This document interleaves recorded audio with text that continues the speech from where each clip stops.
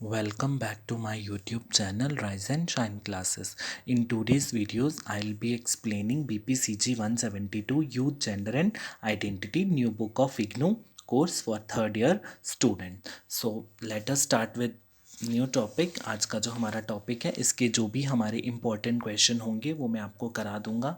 सबसे पहला हमारा जो यूनिट है ब्लॉक फर्स्ट में हमारे दो यूनिट हैं। यूनिट 1 है हमारा youth concept and identity. Youth के ऊपर एक क्वेश्चन आपको पेपर में आता ही आता है, तो यूथ से स्टार्ट करते हैं। एक इंट्रोडक्शन में हमें कोटेशन दिया गया है, कोट दिया गया है कि youth is happy because it has the capacity to see beauty.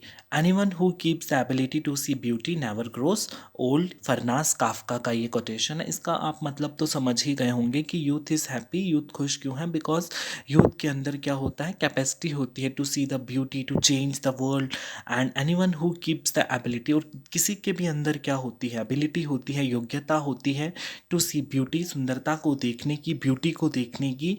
Beauty नेवर्स gross old, और ब्यूटी कभी भी ग्रो ओल्ड नहीं होती है। तो यूथ क्या है, यूथ एक डायनामिक स्टेज है। Youth is a dynamic stage in the life span development that can become a vibrant force in any society progress. किसी भी सोसाइटी की प्रोग्रेस के लिए यूथ का बहुत इंपॉर्टेंट रोल होता है, बहुत क्रूशियल रोल होता है। Youth is generally considered to represent, youth को क्या रिप्रेजेंट किया जाता है, क्या कंसिडर किया जाता है, फ्यूचर ऑफ एनी नेशन। किसी भी नेशन को क्या कंसिडर किया जाता है, किसी भी नेशन को रिप्रेजेंट करने के लिए, या किसी भी नेशन का जो यूथ होता है वो क्या होता है, फ्यूचर होता है। मतलब फ्यूचर ऑफ एनी नेशन, किसी भी नेशन को जो यूथ है वो क्या रिप्रेजेंट करता है, फ्यूचर रिप्रेजेंट करता है किसी भी नेशन का। नो सोसाइटी कैन डेवलप, कोई भी सोसाइटी डेवलप नहीं करती है एंड ग्रो नहीं होती है without attaching significance to youth and harnessing their energy and potential. क्योंकि यूथ के अंदर क्या होती है, बहुत एनर्जी और पोटेंशियल होता है। सब्सटेंशियल अगर हम बात की जाए, learning and acquisition of skills and attitude happens during this time. इस टाइम के अंदर मतलब यूथ के अंदर इतनी एनर्जी होती है, इतना स्किल्स होते हैं, एटीट्यूड होता है, ताकि वो इस टाइम के अंदर चीज़ों को क्या करते हैं, अच्छे से संभाल सकते हैं। It is a stage marked by energy, क्योंकि इस टाइम पे क्या होता है, यूथ के पास बहुत ज़्यादा एनर्जी होती है। आप विजिबल होगा, आपको ये चीज़ें मेंशन करनी है अपने आंसर में, अगर आपको यूथ में आएगा तो डू अंडरलाइन दिस कि स्टेज मार्क्ड बाय एनर्जी, कि इट इज़ द स्टेज, ये ऐसी स्टेज होती है जहाँ पर यूथ के एनर्जी होती है, एंथुसियाज्म से वो भरा होता है। एंथुसियाज्म मतलब एनर्जी से भरा हुआ। ओपननेस टू लर्न, उसके अंदर होप्स होती हैं, बहुत सारी चीज़ें सीखने की शक्ति होती है, मोटिवेशन मिलती है उसको।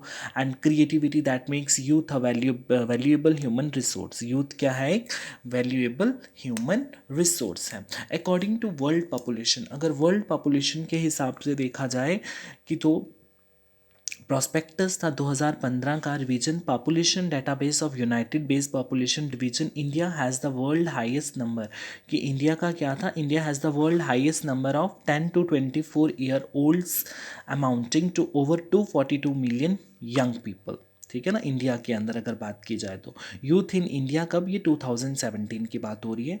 अगर इंडिया सेंसस बात किया जाए 2011 का, तो 15 से 24 साल के जो ईयर्स के लोग हैं इंडिया के अंदर, 1/5 मतलब 19.1% ऑफ इंडिया की जो टोटल पॉपुलेशन है वो क्या कंसिडर किया गया है, number that calls for reaping demographic dividend by harnessing the potential of the youth. तो इतना बहुत है। अगर आपको यूथ की डेफिनेशन आती है तो कॉन्सेप्ट ऑफ यूथ आपको मेंशन करना है कि जो दो वर्ड यूथ है, ठीक है ना, द वर्ड यूथ इज एटिमोलॉजिकली, कि जो वर्ड यूथ है वो निकला कहाँ से हुआ है, derived from the old English word. ये एक ओल्ड इंग्लिश वर्ड से निकला हुआ है, जियोंग, GEONG, जियोंग, जिसका मतलब क्या होता है, यूथफुल, यंग, न्यू, फ्रेशनेस जिसके अंदर होती है। एंड संस्कृत वर्ड युवान, इंग्लिश के जो ओल्ड इंग्लिश वर्ड से ये जियोंग से निकला हुआ है, और ये संस्कृत वर्ड युवान से निकला हुआ है, YUVAN, मीनिंग यूथ। युवान का मतलब भी क्या हो गया, यूथ और young man. Oxford English dictionary क्या डिफाइंस करती है इसको, कि जो ऑक्सफोर्ड इंग्लिश डिक्शनरी है वो डिफाइन करती है यूथ को एज बीइंग यंग, कि जो यंग होते हैं, early part of life, specially adolescence, जब वो अडोलसेंस पीरियड में होते हैं, अडोलसेंस पीरियड जब वो धीरे धीरे बढ़ता है आगे, एक सेक्सुअलिटी वाली पीरियड में आ जाता है।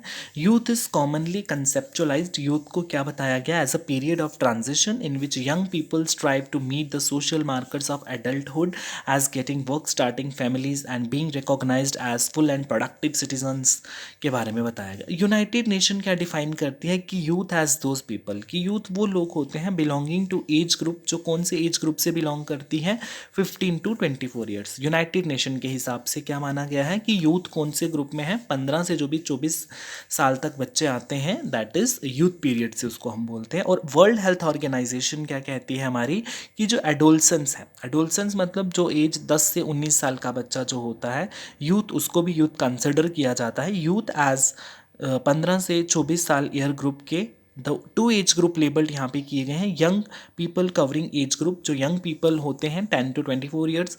And national youth policy India की डिफाइन करती है कि जो यूथ पॉपुलेशन है एज दोज, वो हैं जो 15 से 29 ईयर्स के बिलोंग करते हैं। इट रिकॉग्नाइज, ये क्या पहचान देती है हमको, the fluid nature of youth as an age group के बारे में बताती है। और मोस्टली करेक्टराइज्ड एज के बारे में किया जाता है, ग्रुप के बारे में किया जाता है। और इनकी जो भी एजुकेशंस होती हैं, फॉर्मल एजुकेशंस, जॉब मार्केट्स वगैरह में बताया जाता है। तो this is also very important. But आपको ये मेंशन जरूर करना है जब आप यूथ का डेफिनेशन लिखोगे, कि जो वर्ड यूथ है एटिमोलॉजिकली वो डिराइव्ड हुआ है ओल्ड इंग्लिश वर्ड जियोंग से, जिसका मतलब है youthful, young, recent, new, fresh. And Sanskrit word युवान से निकला हुआ है, जिसका मतलब है यूथ और यंग मैन। और ऑक्सफोर्ड इंग्लिश डिक्शनरी डिफाइन क्या करती है, youth as being young early part of life, specially adolescence. After that आपको ये भी बता देना है कि यूथ इज़ कॉमनली कंसेप्चुलाइज्ड, कि यूथ को कंसेप्चुलाइज्ड किया गया एक पीरियड ऑफ ट्रांजिशन के बारे में, in which young people strive to meet the social markers of adulthood such as getting work, starting families. तो ये आपका हो गया लाइफ स्पैन, आपका मैंने पूरा बता दिया यहाँ पे। तो एक क्वेश्चन यहाँ पे अराइज होता है, ये क्वेश्चन बड़ा इंपॉर्टेंट है, कि यूथ और एडल्ट के बारे में डिफरेंसेस, कि difference between youth and an adult, adult और यूथ के बारे में वो करिए, डिफाइन नहीं कीजिए, मतलब डिफरेंस बताइए। आज तबीयत थोड़ा सा ख़राब है, प्लीज़ कोऑपरेट कीजिए और समझने का कोशिश कीजिए। अगर आपको ये क्वेश्चन आना ही आना है पेपर में, इम्पॉर्टेंट है ये। तो यूथ क्या होता है, youth is considered as someone, youth को हम ऐसे कंसिडर करते हैं who is not yet an adult, कि जो अभी एडल्ट नहीं है। एडल्ट का मतलब होता है जो 18 प्लस से ऊपर होते हैं। और यूथ क्या करते हैं, एक सिग्निफिकेंट पार्ट होता है इनका to the stage of adolescence में।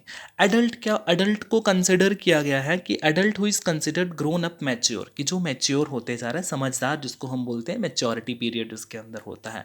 Youth is seen as being in process of becoming, the stage is marked by search for one's identity. Youth में क्या होती है, हमको एक ही आइडेंटिटी देखने को मिलती है। और adult is seen as being who has become someone और has arrived as distinct identity, उसमें आपको अलग अलग आइडेंटिटीज देखने को मिलती हैं।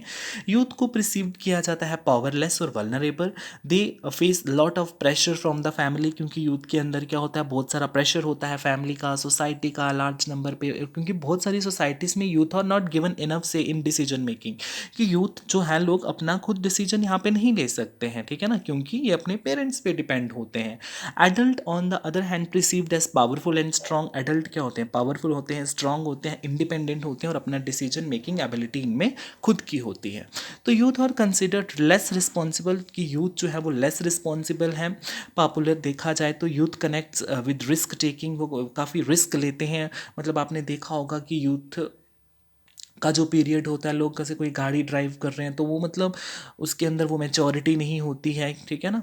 तो एडल्ट हैज़ प्रिसीव्ड रिस्पॉन्सिबल, और जो भी एडल्ट होगा वो रिस्पॉन्सिबल होगा अपने पेरेंट्स के लिए भी, अपने बच्चों के लिए भी, है ना। पॉपुलर एडल्ट के अंदर क्या होती है, मेजरमेंट, एक केयरफुल बिहेवियर आपको देखने को मिलता है एडल्ट्स के अंदर। Youth are open to new experiences, youth क्या करता है, न्यू एक्सपीरियंसेस सीखने की कोशिश करता है, नए नए क्रिएटिव आइडियाज़।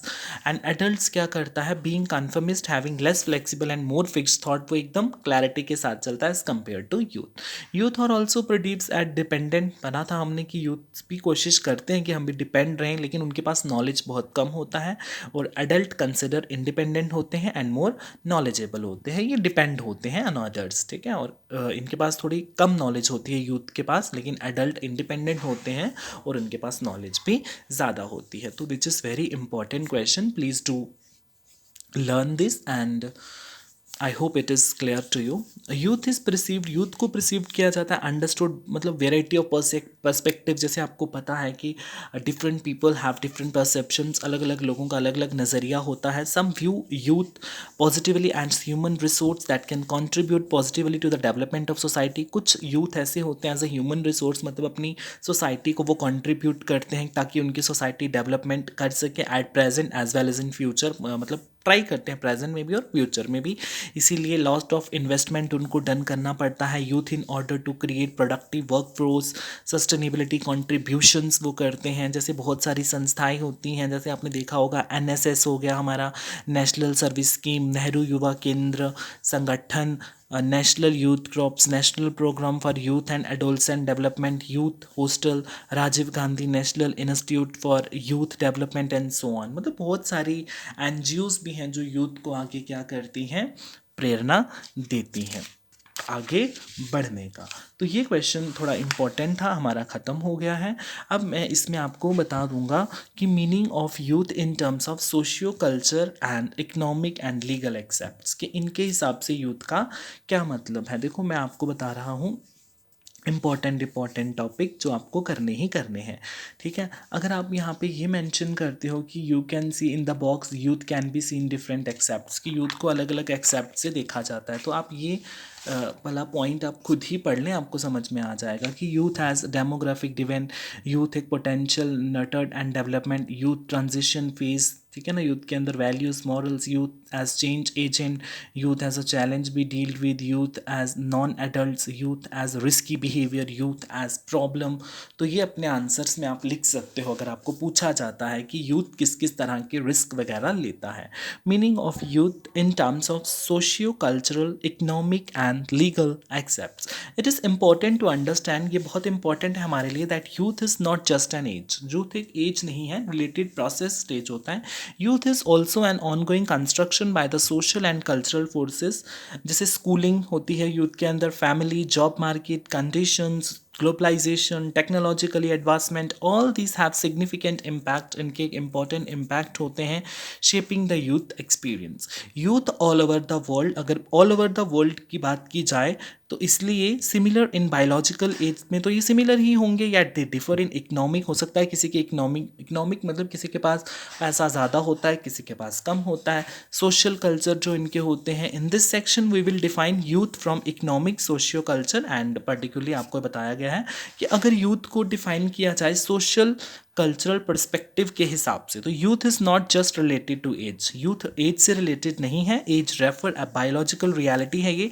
इसीलिए the meaning and experience of age and ageing growing up influenced greatly by the society, culture and historical era जो भी इनका होता है. इसीलिए youth is socially and culturally constructed, कि यूथ सोशली और कल्चरली कंस्ट्रक्टेड होता है और ये नेसेसरी है to make note of the fact inherited assumptions. In youth psychology में अगर देखा जाए तो क्या बोला जाता है कि it is necessary that to make note fact assumptions in youth psychology are largely borrowed and from developmental psychology about universal stages of development.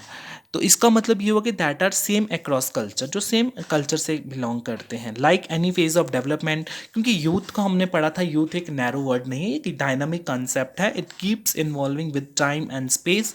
ठीक है, इसको टाइम एंड स्पेस चाहिए होता है, तो हम ज़्यादा इस पर डीपली नहीं जाएंगे, हम इतना ही यहाँ पे अंडरस्टूड करने का कोशिश करते हैं. इसके अंदर इकोलॉजिकल पर्सपेक्टिव होते हैं अलग अलग के, जैसे हम यहाँ पे देखते हैं according to which development is affected by, इसके मल्टीट्यूड फैक्टर्स होते हैं, मल्टीपल फैक्टर्स होते हैं. दिस थ्योरी ये हमको बहुत कुछ सिखाती है. माइक्रो सिस्टम क्या होता है, meso system, exo system, macro system, chrono system. ठीक है, ये सारे इसी में आते हैं. तो हम एक एक करके इसको समझ लेते हैं कि Bronfenbrenner sir according to which, इनके हिसाब से क्या कहना है कि दिस थ्योरी पॉइज्ड दैट, ये क्या बताती है कि development reflect the influence of several environmental system. इसमें अलग अलग तरह के इन्वायरमेंटल सिस्टम होते हैं, जैसे micro system, meso system, exo system, macro system and chrono system. So micro system क्या होता है, the micro system is setting, कि माइक्रो सिस्टम क्या करता है, ये वाला the micro system is setting, इसको अंडरलाइन भी कर लें और लर्न कर लें। The micro system is setting in which the individual lives and includes the person family, मतलब यहाँ पे इसके फैमिलीज होते हैं। पेयर्स, पेयर ग्रुप मतलब जैसे हम लोग हैं, पेयर ग्रुप होता है ना एज फैक्टर के साथ, जैसे मतलब कोई हमारे घर में हमारे दादाजी हैं तो उनको उनकी एज के लोगों के साथ ही अच्छा लगता है घूमना फिरना, बातें करना। जैसे हम लोग यंग हैं तो हमको हमारी एज के साथ ही अच्छा लगता है बातें करना या उनसे मिलकर बात करना या घूमना फिरना, तो वो हो गए पेयर ग्रुप। ठीक है, पेयर ग्रुप आपको समझ में आ गया। स्कूल एंड नेबरहुड, इसमें क्या होता है, the interaction of the youth with parents, इसमें यूथ की जो इंट्रैक्शन होती है पेरेंट्स के साथ होती है, डायरेक्ट पेयर्स या उनके टीचर्स के साथ, और वो उनकी हेल्प करते हैं to construct experience of youth. तो ये आ गया माइक्रो सिस्टम में।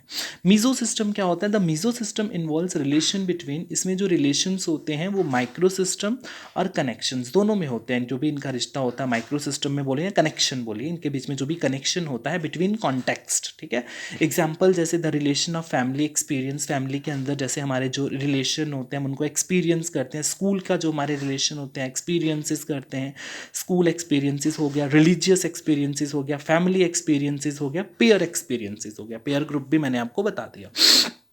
उसके बाद एक्सो सिस्टम क्या होता है कि जो एक्सो सिस्टम है वो कंसिस्ट करता है link between social in which the individual does not have active role and individual immediate context. For example youth का जो एक्सपीरियंस होता है होम में इन्फ्लुएंस, चाहे वो उसकी मदर से आया हो, उसको मदर से इन्फ्लुएंस करके आया हो, या फिर उसके जो मदर का एक्सपीरियंस हो काम के अंदर, जो अपनी चीज़ों के साथ एक्सपीरियंस से जो उसको सीखने को मिलता है, that is exo system. Macro system क्या होता है, macro system, the macro system involves the larger culture, ये बहुत बड़ा कल्चर होता है, इन विच इंडिविजुअल्स लिव, जहाँ पे जो लोग होते हैं वो कैसे रहते हैं, ये क्या बताता है हमको, दिस रेफर्स टू, ये बताता है how to youth shaped cultural, की यूथ कैसे सीखता है कल्चरल अपने नॉर्म्स प्रैक्टिस एंड वैल्यूज़। ठीक है, तो क्रोनो सिस्टम में आ गया, consist of patterning environmental events over time and transition over the life course as well as socio historical substances.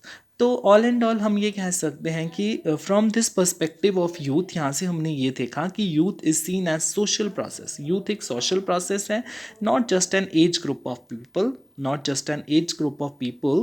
This perspective regards internalization of cultural values and important developments जो भी यहाँ पर होती हैं। तो आई होप आपको clarity हो गई होगी। माइक्रो ये आप इतना ही यहाँ तक रखें, बहुत है। उसके बाद इकोनॉमिक पर्सपेक्टिव से मैं आपको अगली वीडियो में बता देता हूँ, क्योंकि वीडियो काफ़ी लेंदी हो गया है। तो चलते हैं, हमारी इतना ही बहुत है आज के लिए। Thank you and do subscribe the channel.